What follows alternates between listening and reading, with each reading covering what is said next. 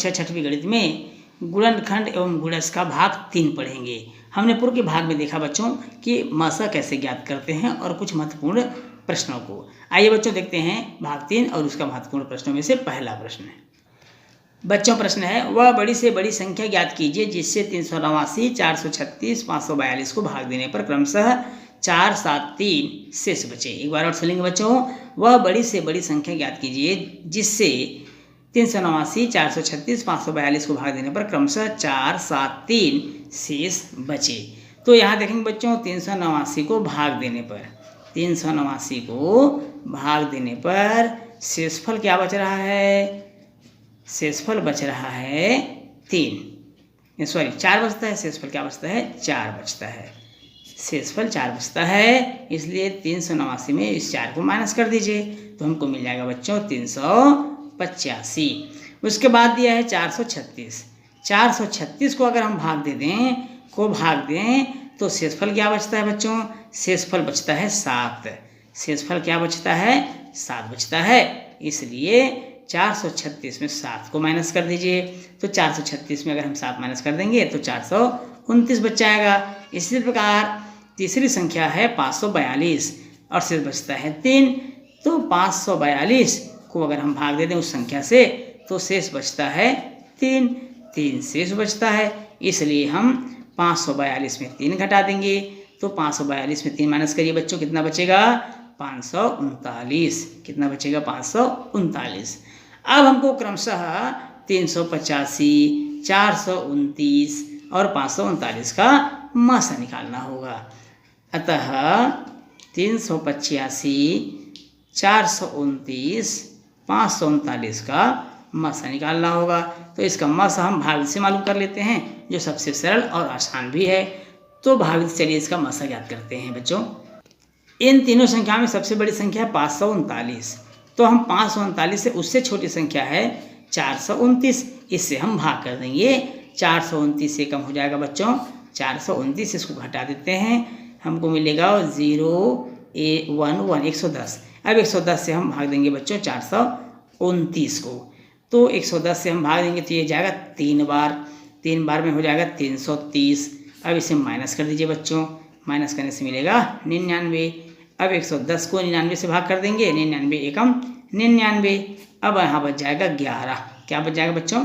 11। अब 11 से फिर इस 99 को भाग दे देंगे तो 11 निया 99।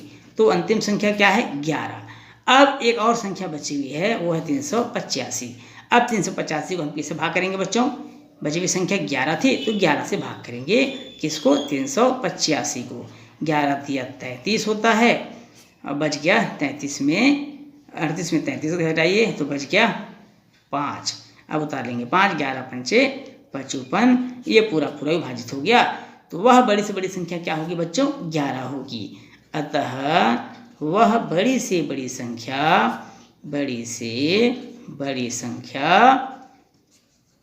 11 होगी। कितना होगी? 11। और यही है हमारा आंसर भी होगा। बच्चों प्रश्न है, हमीदा के पास 527 सेब, 646 चीकू व 748 संतरे हैं। इन्हें बराबर बराबर फलों के ढेर में रखना है। बड़े से बड़े ढेर में कितने फल होंगे और कुल कितने ढेर बनेंगे, ये आपको बताना है। तो सबसे पहले देखते हैं बच्चों फल कितने हैं। 527 सेब है, 646 चीकू है और 748 संतरे हैं।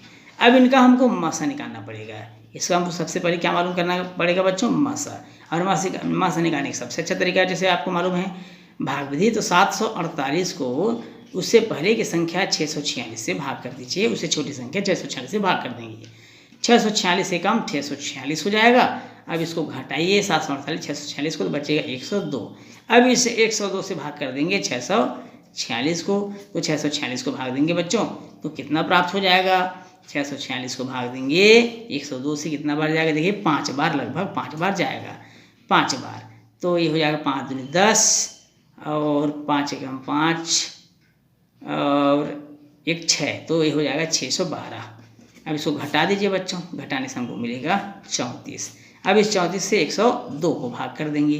34 से किससे भाग कर देंगे? 102 को। अब ये जाएगा 3 बार में, 3 बार में 102 और ये पूरा पूरा कट गया। अंतिम संख्या है 34। अब बची हुई संख्या हमारा है 527। तो 527 को अब हम भाग कर देंगे 34 से। 34 से भाग करेंगे तो 34 15 बार में जाएगा, 15 बार में जाएगा 510।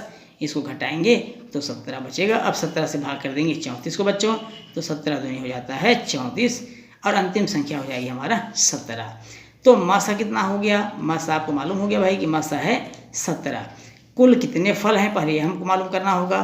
कुल फल हैं, सबको जोड़ देंगे। 527 फल, 646 फल और 748 फल, और सबको जोड़ने से हमको मिलेगा 1921 फल। कितने फल? 1921 फल। तो यहाँ हम देखेंगे बच्चों 1921 आ रहा है। अब 1921 से आप मासा 17 से विभाजित कर दीजिए। तो 1921 को 1921 इसे हम भाग कर देंगे। किससे भाग कर देंगे 1921 को? मासा 17 से। तो 17 से भाग करेंगे तो 17 एकम 17, 2 बच गया, 2 उतार लिए, फिर 17 एकम 17, 5 बच गया, फिर 1 उतार लिए, 17 तिया 51। अब यहाँ देखे रहेंगे कुछ नहीं बचा, 113 बार में चला गया। अतः हम कह सकेंगे बच्चों, बड़े से बड़े ढेर में 17 फल होंगे। कितने फल होंगे? 17 फल, और कुल मिलाकर के कुल 113 ढेर होंगे। कुल कितने होंगे? 113 ढेर होंगे। तो ये हमारा आंसर भी हो गया। समझ में आ गया बच्चों? बड़े से बड़े ढेर में कितने फल होंगे? 17 फल, और कुल मिलाकर होगा 113 ढेर। तो ढेरों की संख्या होगी 113। अब चलते हैं बच्चों एलसीएम की ओर। अभी तक हम क्या पढ़े थे? एचसीएफ पढ़े थे, हाईएस्ट कॉमन फैक्टर, मासा पढ़े थे। एलसीएम लिस्ट कॉमन मल्टीपल, जिसको हम लघुत्तम समापवर्तक भी बोलते हैं, लसा भी बोलते हैं। तो लसा सबसे छोटे उभयनिष्ठ गुणज को हम कहते हैं लसा। हमेशा ध्यान रखिएगा बच्चों, सबसे छोटे उभयनिष्ठ गुणज को हम बोलेंगे लसा। जैसे आइए इसको एक एग्जाम्पल से समझते हैं। जैसे 3, 4, 6, इसका हमको लसा मालूम करना है। क्या मालूम करना है? लसा मालूम करना है। तो सबसे पहले इसके हम गुणज मालूम करेंगे। तो 3 के गुणज सबसे पहले हम देखते हैं बच्चों, 3 के गुणज क्या होना चाहिए? 3 एकम 3, 3 दूनी 6, 3 3 9, 3 चौक 12, 3 पंचे 15, 3 छक्के 18, 3 सत्ते 21, 3 अट्ठे 24, 3 या 27, 3 दाम 30। ये हम 3 के गुणज को लिख लिए। फिर हम आते हैं 4 के गुणज। 4 गुणज में 4 एकम 4, 4 दूनी 8, 4 तिया 12, 4 चौक 16, 4 पंचे 20, 4 छक्के 24, 4 सत्ते 28, 4 अट्ठे 32, 4 निया 36, 4 दाम 40। ये चले गए हम 4 के गुणज की ओर। अब हम आते हैं 6 के गुणज। किसके गुणज बच्चों? 6 के गुणज। 6 एकम 6, 6 दूनी 12, 6 तिया 18, 6 चौक 24, 6 पंचे 30, 6 छक्के 36, 6 सत्ते 42, 6 अट्ठे 48, 6 निया 54, 6 दाम 60। ये हमने गुणज को लिख लिया। अब इसमें सबसे पहले उभयनिष्ठ गुणज खोजिए बच्चों, जो सबसे पहले प्राप्त हो रहा है। और वो सबसे पहले प्राप्त होने वाला उभयनिष्ठ गुणज है 12। सबसे पहले प्राप्त होने वाला उभयनिष्ठ गुणज क्या है? और सबसे छोटा भी है। इसके बाद जो मिलेंगे, जैसे कि 24 जो सबसे बड़ा है, इसके बाद हमको 24 प्राप्त होगा। जो बड़ा है इससे तो बड़ा है, 12 से बड़ा है, इसके बाद और मिल सकते हैं। तो यहाँ हम देखेंगे सबसे छोटे उभयनिष्ठ गुणज, और वो है आपका 12। तो जो सबसे छोटा उभयनिष्ठ गुणज है 12, यही हमारा लसा होगा।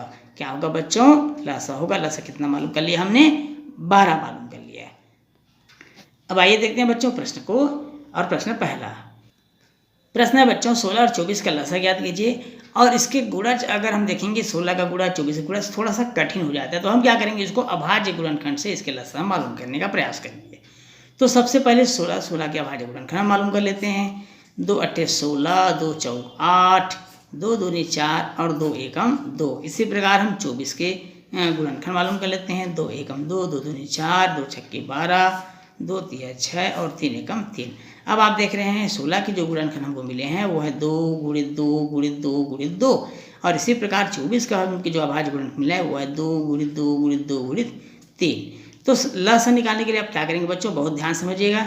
सबसे पहले जो 2 में कॉमन है उसे पहले लिख लीजिए। 2 कॉमन है, फिर ये 2 कॉमन है और ये 2 कॉमन है।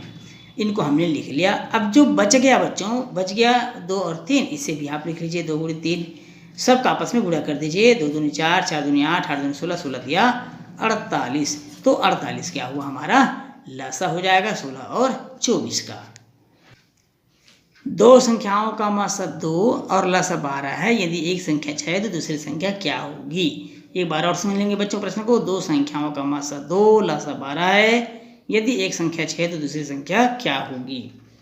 सबसे पहले हमको जो ज्ञात है वो देखते हैं बच्चों। सबसे पहले हमको जो ज्ञात है वो है मासा। मासा है 2, लसा भी ज्ञात है और लसा है 12।